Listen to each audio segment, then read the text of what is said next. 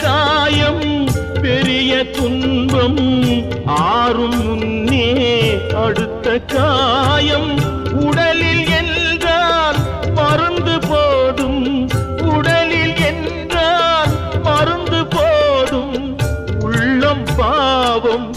என்ன செய்யும் இரண்டு மனம் வேண்டும் இறைவனிடம் கேட்பேன் இரண்டு மனம் வேண்டும்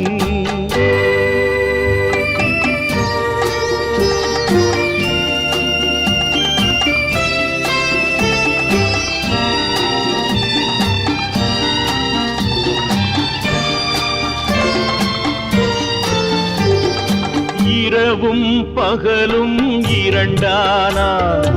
இன்பம் துன்பம் இரண்டானா